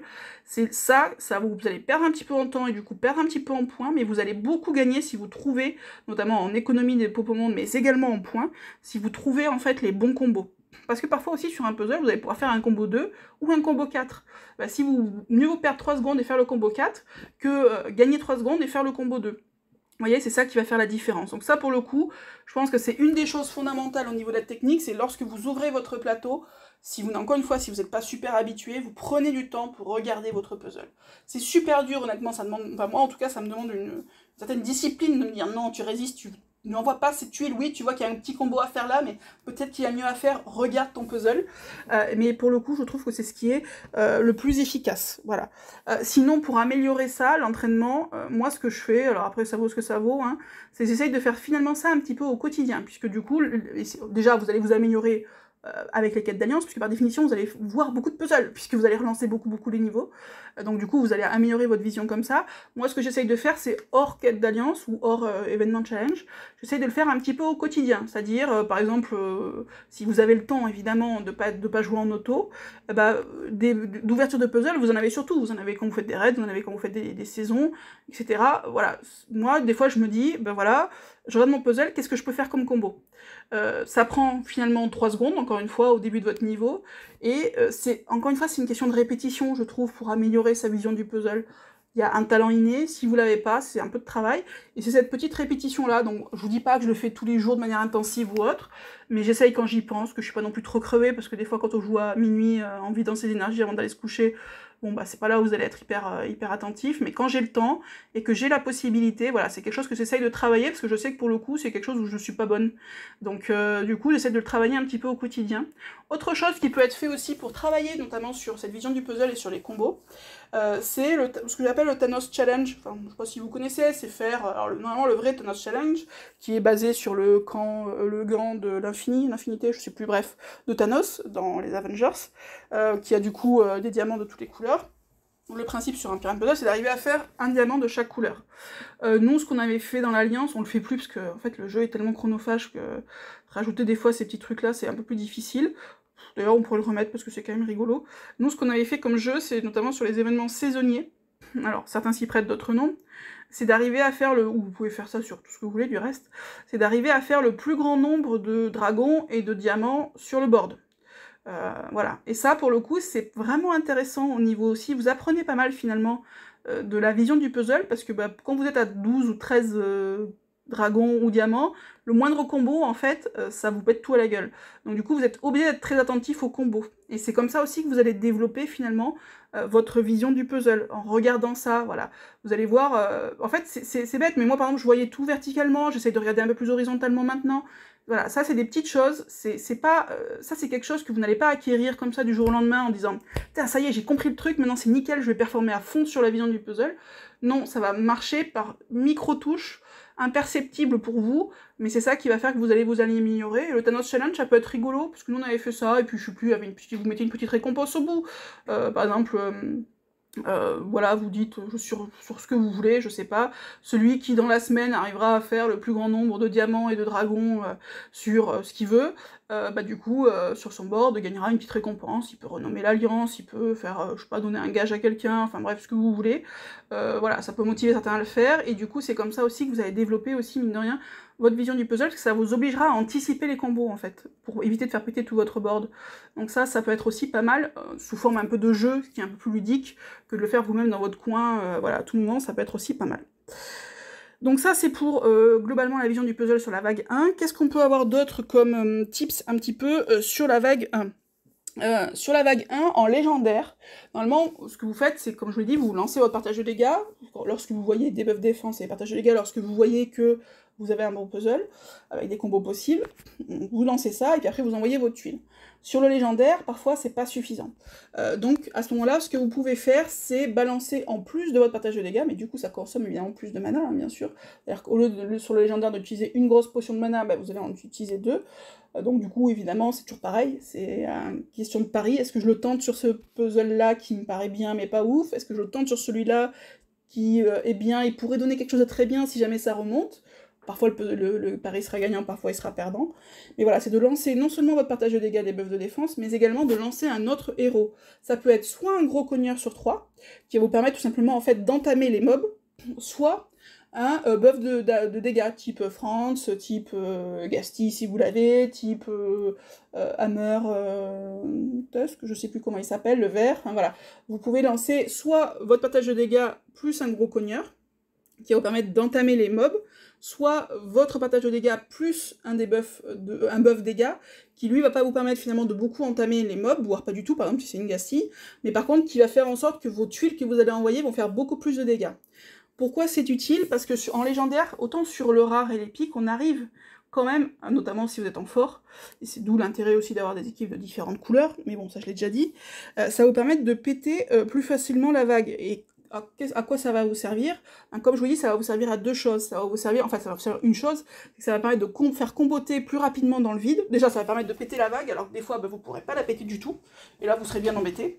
Et d'autres fois, où vous allez quand même pouvoir péter la vague malgré tout, même si vous n'utilisez pas ce second héros-là, ça va vous permettre de la péter plus vite et de faire comboter dans le vide, avec comme double objectif, comme je vous l'ai déjà dit, de recharger en mana vos héros, et donc du coup, vous économisez avec comme objectif du coup de balancer des tuiles dans le vide, et si possible des tuiles de votre couleur, qui vont permettre de recharger vos héros en mana, et donc d'économiser la popo finalement. Alors que vous allez en gaspiller en utilisant 2 héros au lieu d'1 au début, mais en gagner potentiellement après, notamment sur le rechargement de vos héros qui ne sera pas nécessaire, et gagner également du temps, puisque du coup, moins vous utilisez d'items, moins vous perdez de temps, parce que utiliser des items, même à ceux qui ont des vitesses, des mains supersoniques, ça leur prend du temps, et a fortiori si vous êtes un être humain normal, ça vous prend encore un peu plus de temps. Donc si vous pouvez moins vous utiliser d'items, par définition, plus vous allez gagner du temps, et donc plus vous allez faire de points. Donc ça aussi, c'est un autre petit tips sur la vague 1. Sinon, pour essayer de gagner un petit peu de temps. Alors là, encore une fois, ça va être des pouyennes de temps. Sur la vague 1, vous avez différents petits tips que vous pouvez utiliser. En rare et en épique, vous avez la possibilité sur notamment les premiers niveaux d'utiliser, parce que du coup vous avez par définition des petites et des moyennes, d'accord? Vous avez du coup différentes façons de remplir votre partage de dégâts en mana au tout début. Soit vous lui mettez 2 moyennes, soit vous lui mettez notamment 4 petites, d'accord? Le problème, alors du coup vous avez donc ces deux possibilités-là. Par définition, si vous mettez 2 moyennes, vous perdez un peu de mana, puisque si je dis pas de bêtises, ça doit charger à 60, je me souviens plus. Combat. Tac, tac, tac, voilà, c'est 60% de mana, effectivement, une moyenne. Donc une petite, c'est 25%. Donc du coup 4, ça vous charge à fond, forcément. Une moyenne, c'est 60%, donc si vous en mettez 2, quelque part, vous perdez, entre guillemets, un peu 20% de mana. Au début, ça peut être bien sur les premiers niveaux, mais encore une fois, si vous avez... Parce que le problème, c'est que notamment les potions moyennes, c'est finalement ce qu'on utilise le plus en event d'alliance, et notamment ça utilise des ressources dont vous avez également besoin pour fabriquer des attaques à la bombe, dont vous avez également besoin en event d'alliance. Donc souvent, les mana moyennes sont un peu comment dirais-je, c'est un peu l'élément sensible, c'est un peu l'item de combat dont on manque le plus. Donc si vous avez du stock, je dis bien encore une fois, si vous avez du stock, et si, voilà, vous avez la possibilité notamment sur la première vague, notamment sur les premiers niveaux, qui sont les plus faciles, de charger votre partage de dégâts avec 2 moyennes, plutôt que d'utiliser par exemple une moyenne et 2 petites, d'accord? À quoi ça va vous servir? Tout simplement, ça va vous servir à aller plus vite, puisque du coup, mettre mine de rien 2 items au lieu d'en mettre 3 en plus, qui sont un petit peu séparés les uns des autres, puisque par définition, les petites sont pas au même endroit que les moyennes, ça va vous permettre de gagner un tout petit peu de temps, et sur les premiers niveaux, finalement, le temps est aussi très très important, entre guillemets, comment dirais-je, la balance entre le temps et les combos, du coup, va pencher au fur et à mesure que vous augmentez en niveau. Au début, ça va être le temps va être un peu plus important, et plus vous allez dans le niveau, plus les combos vont être importants finalement. Donc au début, vous avez cette possibilité-là pour gagner un chouille de temps, mais voilà, encore une fois, il faut que vous ayez beaucoup de ressources pour ça. Bon, moi je le conseille pas forcément, ça fait gagner un petit peu de temps, mais pas forcément non plus de ouf, et donc pas forcément de ouf de points. Mais ça va par contre vous faire gaspiller pas mal d'items, mais si par exemple vous êtes à court sur les petites, ce qui peut arriver aussi, ça peut être une façon de faire, ça dépend encore une fois vraiment de votre stock de ressources. Votre partage de dégâts, au lieu de le charger avec une moyenne et 2 petites, vous pouvez utiliser 2 moyennes, ce qui vous fera gagner un petit peu de temps, d'accord ? A l'inverse, sur les derniers niveaux, notamment en rare et en épique, vous avez la possibilité de faire exactement l'inverse, c'est-à-dire de charger avec 4 petites. Alors vous allez me dire, c'est un peu débile, puisque du coup si je charge avec 4 petites, par définition, je mets 4 items au lieu de 2, donc ça va me prendre beaucoup plus de temps. Oui, mais du coup, si vous chargez avec 4 petites, ça vous laisse vos 5 moyennes. Et ce qui peut arriver, notamment sur les derniers niveaux, c'est que ça va vous permettre, en fait, du coup, de garder les 5 moyennes, et sur les derniers niveaux, sur les premiers, vous allez péter les vagues très facilement. Donc du coup, vous allez encore une fois avoir cette possibilité de faire comboter dans le vide et de recharger vos héros. Sur les derniers niveaux, vous avez moins cette possibilité-là, parce qu'en fait, les mobs sont plus costauds, donc du coup, vous allez avoir plus de difficultés à les tuer, et ça va assez rare, enfin plus rarement en tout cas, comboter dans le vide et vous permettre de recharger vos héros comme ça. Donc du coup, si vous utilisez 4 petites sur votre partage de dégâts, ça vous laisse les 5 moyennes, si jamais notamment vous avez par exemple chargé vos héros, ça peut arriver, ça arrive assez régulièrement, par exemple vos héros sont tous chargés aux 3/4, mais du coup, si vous devez mettre 2 petites sur chaque héros, pour les recharger au niveau des boss, ça va vous prendre beaucoup de temps, alors que si vous avez les 5 moyennes, vous mettez une moyenne sur chacun de vos héros, et ça va beaucoup plus vite et ça va vous faire gagner du temps. Donc ça encore une fois, c'est un petit tips au début.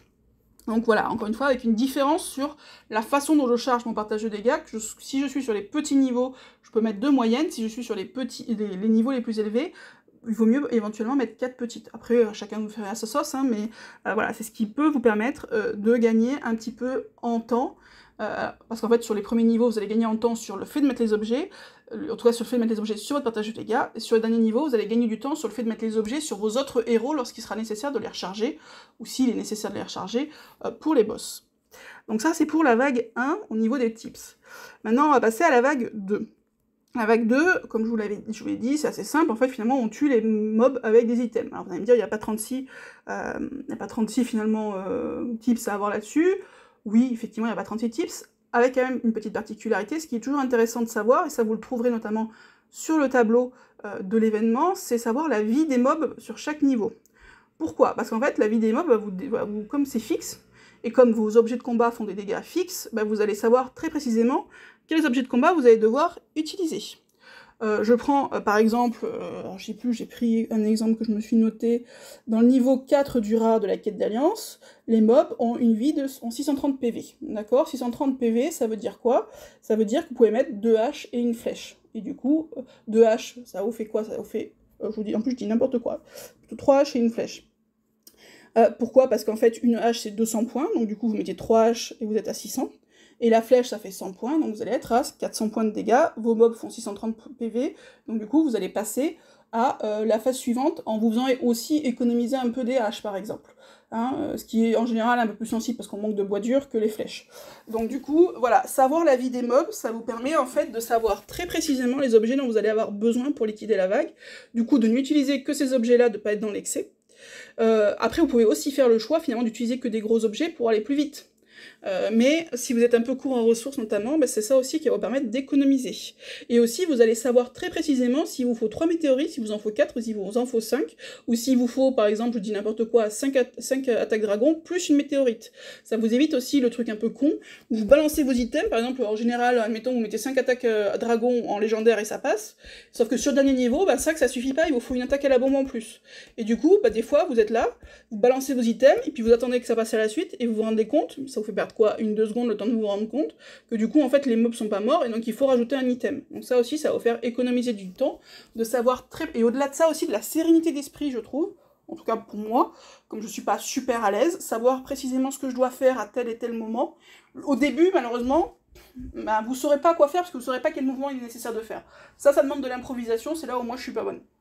Par contre, si vous êtes un petit peu monomaniaque comme moi, et du coup, savoir exactement où vous allez, savoir si je balance 3 flèches et ça suffit, ou si je balance 3 haches et ça suffit, savoir s'il va m'en falloir 4, savoir si, attention, mes haches ne seront pas suffisantes, il va falloir que j'ajoute une flèche.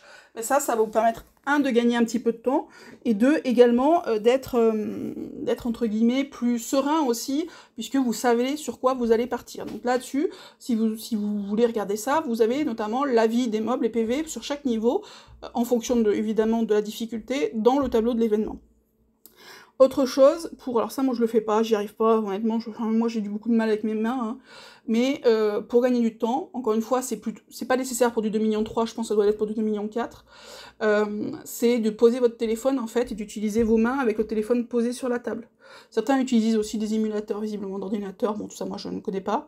Bon moi je le fais pas poser sur la table parce qu'en fait en général je joue les 3 quarts du temps sur mon canapé avec mon mari à côté, et du coup ça ne s'y prête pas du tout de me mettre le téléphone posé, il faudrait que je fasse ça dans mon bureau, seul dans mon coin, et bon c'est pas très compatible avec ma vie privée, donc du coup je fais ça en général avec le téléphone à la main. Mais a priori j'ai pas testé, mais visiblement ça fait quand même gagner du temps, notamment de jouer avec le téléphone posé à plat, et du coup vous pouvez utiliser notamment vos 2 mains pour gérer les items.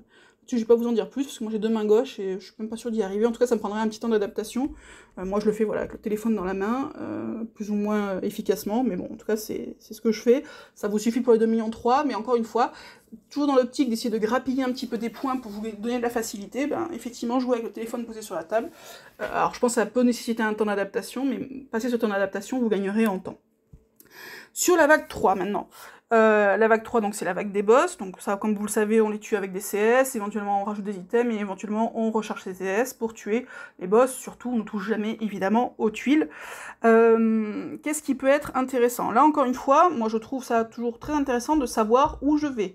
C'est-à-dire de savoir, notamment, si est-ce que mes CS vont suffire, quel CS, parce que par exemple sur les premiers niveaux, vous n'avez pas forcément besoin de toutes vos CS. Du coup, j'ai pas besoin de les charger par avance, ça m'économise un petit peu de mana. De savoir du coup, est-ce que mes CS vont suffire, ou est-ce qu'il faut que je prévoie des objets en plus?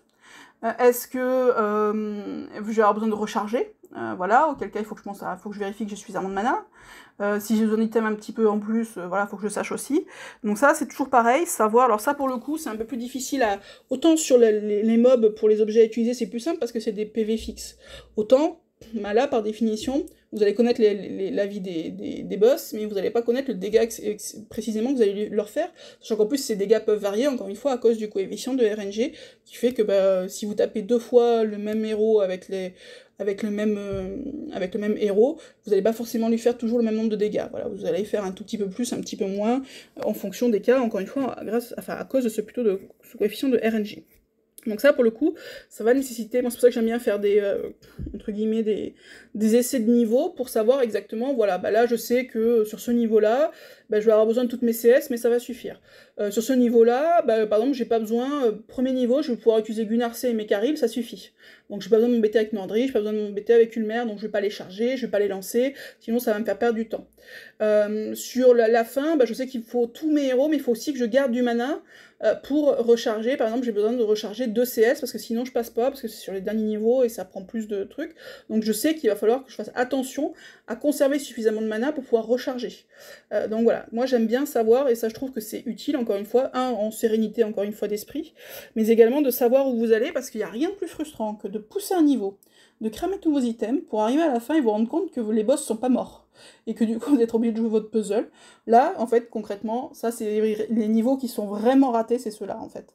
Ceux où vous avez cramé de la ressource pour rien, et beaucoup de ressources, puisque si vos items sont vides, c'est quand même que vous avez quand même cramé pas mal d'items. Alors je vous rassure, ça arrive, c'est pas dramatique non plus, mais si vous savez que là vous avez couillé, quoi, grosso modo, il faut essayer justement du coup de voir comment ne pas refaire la même bêtise. Donc moi je trouve que voilà, faire une sorte de niveau blanc, alors si vous avez un super puzzle, faites pas de niveau blanc, vous y allez à fond, et puis bon, vous êtes dans l'impro si besoin est, mais faire un petit peu un niveau à blanc comme ça avant de le pousser vraiment, voilà, ça vous permet de savoir où vous en êtes et de savoir ce dont vous allez avoir besoin ou pas, et du coup vous êtes un peu plus serein pour faire votre vague, et surtout vous savez de quels objets vous allez avoir besoin. Sur les premiers niveaux, justement, c'est ce que je vous ai expliqué, vous n'allez pas avoir besoin de toutes vos CS, d'accord? Or, comme je vous l'ai dit, certaines cinématiques sont plus longues que d'autres. Un Nordri, par exemple, a une cinématique très longue qui va vous faire perdre du temps, et sur les premiers niveaux, le temps, c'est vraiment encore plus important. Donc du coup, bah, si vous pouvez, par exemple, passez-vous de votre Nordry. Si vous voyez que sur le niveau ça suffit, bah, du coup vous lancez par exemple votre Gunnar C et vous le balancez après 2 Caril Toon, et bah, si ça suffit, ça va vous faire gagner beaucoup de temps, parce qu'en fait, tant Gunnar que Caril, ils ont des CS qui sont rapides, en termes de cinématique, j'entends, je parle pas de vitesse de mana, évidemment. En termes de cinématique, ils ont des vitesses qui sont rapides, donc du coup, bah, vous allez grappiller un petit peu de points. Voilà, ça aussi, en sachant en fait où vous allez, ça vous permet finalement d'optimiser à ce niveau-là. Et ça vous permet aussi, parce que normalement, ce qu'on fait en général, c'est on charge les CS de ces héros avant d'envoyer sur les boss. Bah, par exemple, si vous avez besoin de Gunnar et de Caril, bah, c'est quand même un peu bête d'avoir chargé Gunnar, mais également Ulmer, également Nordry, et de Caril pour rien. Donc du coup, ça va aussi économiser du mana et du temps. Donc ça, c'est pour le coup assez intéressant. Idem sur les premiers niveaux d'épique, vos 3 collènes peuvent suffire sur certains niveaux d'épique. Donc du coup, vous balancez vos 3 collènes, ils ont des cinématiques qui sont rapides en plus, ils tapent plutôt fort. Si ça suffit, bah, vous embêtez pas à balancer par exemple un Buster qui a une cinématique qui est longue en fait. Souvent, je sais pas si vous avez remarqué, mais par exemple quand vous faites vos CS, vous balancez Wilbur, Buster et vos 3 collènes, admettons, bah, souvent en fait vous voyez que les cinématiques des collènes sont finies, alors que votre Buster il est encore en train de mettre ses petits coups là, la cinématique de petits coups. C'est parce qu'en fait la cinématique est très longue. Donc si vous pouvez vous en passer sur les premiers niveaux, si vous voyez que c'est faisable, encore une fois ça peut être utile, ça vous permettra de grappiller un petit peu de temps et donc un petit peu de points. Autre petit tips, alors ça pour avoir fait la boulette un certain nombre de fois, sur la dernière vague, ce que je fais moi maintenant systématiquement, quand bien même je sais que normalement tous les boss sont morts, je rajoute toujours un item, c'est-à-dire je balance frénétiquement un item. Pourquoi? Parce que ça m'est arrivé un certain nombre de fois, de balancer mes CS et me dire ah c'est bon j'ai fini, et d'attendre mon score, et juste à ce moment-là on lève les yeux et on s'aperçoit qu'il reste un pouillème de PV à un des boss en face, justement à cause de ce fameux coefficient de RNG qui fait que bah, cette fois-là, vous avez tapé moins fort. Et ben ça, c'est hyper frustrant, parce que du coup, vous balancez un item, mais sauf que vous avez perdu 2-3 secondes, enfin, peut-être pas 2-3 secondes, ça me paraît toujours plus long que la réalité probablement, mais enfin, vous avez perdu un peu de temps, et du coup, vous avez perdu des points. Et ça, c'est horrible. Parce que vous savez que vous avez fait un super niveau, et juste vous foirez sur la toute fin, là, vous voyez, comme si vous trébuchiez juste avant la ligne d'arrivée. C'est exactement ça. Donc maintenant, moi, ce que je fais systématiquement, c'est qu'en fait, je balance, mettons, si je sais que j'ai besoin de mes CS, plus, voilà, juste de mes CS, je balance mes CS, et je rajoute frénétiquement un item au cas où. Voilà. Ou si j'ai besoin que de 3 CS, je vais pas charger la 4ème parce que ça m'embête de gaspiller du mana encore une fois, ce qui est pour moi une ressource plus sensible que des haches. Bon, après ça dépend de vos ressources, hein. Mais pour moi le mana est plus sensible que les haches, les bombes ou autres. Bah du coup, voilà, je balance 3 CS et je rajoute un item. Si je sais que mes 3 CS sont normalement suffisantes, je rajoute un item. Alors en général, je sais pas, ça se voit pas parce que quand je filme, j'ai pas le truc là où quand on appuie quelque part ça se voit. Mais il y a sur certaines vidéos où ça apparaît. Bon, si on voyait ça, on verrait qu'en fait je suis en train frénétiquement d'appuyer sur l'item pour le balancer. Voilà. Comme ça, au moins, je suis sûre de pas être dans cette hypothèse-là, de se foirer juste à la fin, parce que vraiment, il n'y a rien de plus frustrant, je crois, que de se foirer juste à la fin, juste parce qu'il reste un pouillème de vie et qu'on a une flèche et qu'on aurait pu la balancer et qu'on l'a pas fait. Donc voilà, ça, idem, si vous savez, par exemple, que il faut balancer 3 haches, bah, vous essayez d'en lancer une 4ème. De toute façon, il la balancera. Si les boss sont morts, de toute façon, l'objet ne sera pas lancé. Donc ça vous fera... Vous ne dépenserez rien, mais par contre, si ça n'a pas suffi à tuer, eh ben, au moins vous aurez, vous êtes sûr de tuer les boss, alors que sinon, bah, vous risquez de perdre du temps. Alors vous les tuerez parce que vous avez balancé l'objet, mais avec un décalage qui peut être assez frustrant. Donc voilà, ça c'est mon dernier tip du coup sur la vague 3. Voilà, donc ça c'est pour tous les tips un peu techniques, alors c'est un peu pêle-mêle, alors j'ai essayé de faire pas vague pour faciliter un peu les choses, mais donc il y a différentes, voilà, différents tips. Et la dernière chose, c'est exactement ce que j'ai dit également pour le top 100 et pour les 2 millions 1, mais c'est a fortiori la même chose pour le 2 millions 3, c'est que ben, la dernière chose dont vous avez besoin pour pouvoir scorer en event, et notamment de manière régulière, et atteindre régulièrement les 2 millions 3, si possible évidemment à chaque AQ, même si SG a décidé que finalement tous les 2 mois c'était trop, et visiblement nous les met tous les mois maintenant, ce qui complexifie quand même beaucoup les choses, puisque du coup bah, on a moins le temps de recharger. Bah, du coup, la chose qui est très importante aussi pour scorer en event, ce qui n'a rien à voir avec la technique des équipes ou autres, c'est le farming. Là encore une fois, j'insiste, alors je suis hyper relou je pense dans l'équipe sur ça, j'ai fait encore une fois tout un épisode là-dessus justement parce que je trouve ça hyper important, mais le farming, vous ne pouvez pas tenir un AQ sans farmer, et quand je parle de farmer, je parle tout ce qui est matériaux et items de combat, matériaux de fabrication et items de combat, et également les pop au monde, hein. Ça aussi c'est très important d'essayer d'en avoir un maximum, puisque ça pour le coup, C'est une des ressources en fait qui est la plus tendue, puisque bah, du coup les popomondes, c'est ce que vous allez utiliser le plus, notamment plus votre technique sera défaillante, plus vous en aurez besoin, et ça malheureusement, vous pourrez rien faire autant sur les items, notamment les objets de combat type flèche, attaque, voilà. Si vous raisonnez, si vous ne cherchez pas à forcer un niveau, vous n'allez pas en consommer beaucoup. Autant les popomondes, si votre vision du puzzle est pas très bonne, forcément vous allez en consommer plus. Et plus vous allez finalement atteindre, parce que je trouve qu'en AQ, on a ce qu'on appelle un plafond de verre, alors qu'on repousse hein, petit à petit, mais sur une même quête d'alliance, on a ce que moi je trouve un plafond de verre qui fait qu'au-delà de ce plafond de verre, en dessous vous allez gagner facilement des points, et au-delà de ce plafond de verre, eh ben, en fait chaque point va vous coûter de plus en plus cher, et quand je parle de plus en plus cher, je parle de plus en plus cher en popomonde. Et donc du coup la ressource popomonde est très importante. Alors je sais plus ce que je vous ai dit précisément, mais je trouve que vous voyez, typiquement bah là c'est ça, c'est notamment faire beaucoup de visions mystiques, ça permet d'en choper un certain nombre, mine de rien on n'a pas l'impression mais on en chope quand même. Mais il y a d'autres façons d'en choper, donc voilà, c'est encore une fois je vous renvoie sur mon autre vidéo.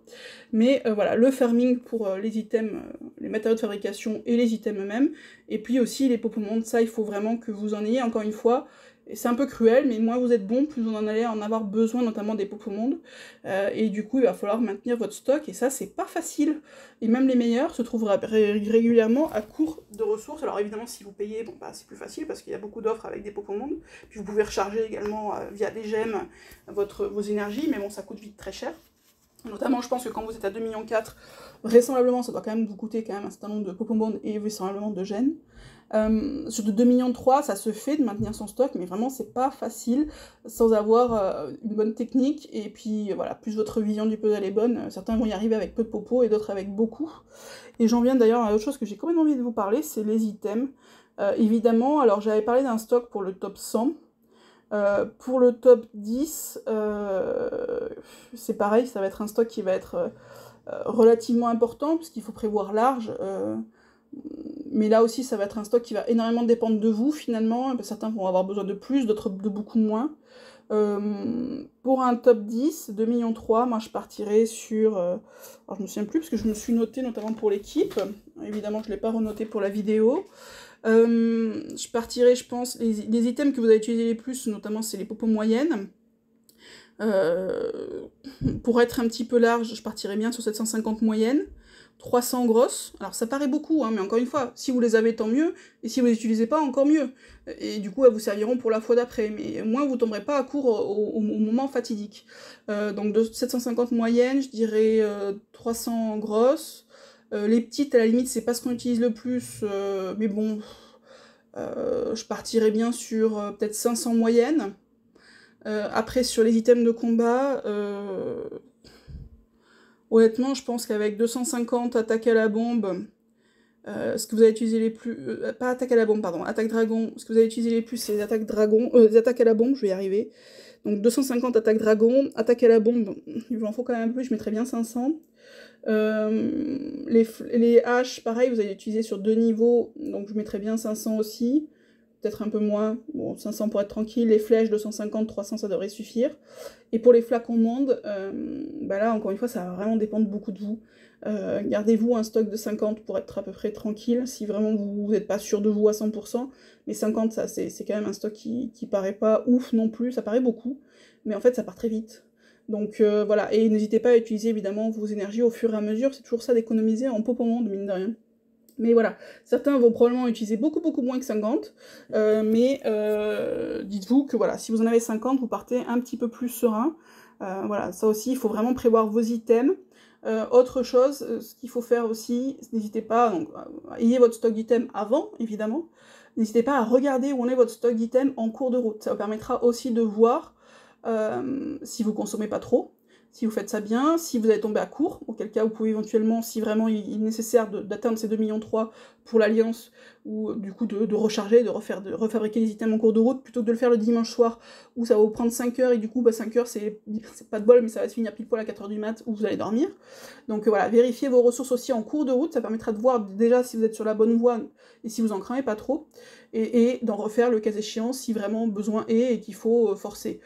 Si vous voyez que sinon, l'idéal, c'est évidemment de pas... Si par exemple vous avez atteint votre objectif, ne gaspillez pas non plus trop d'items.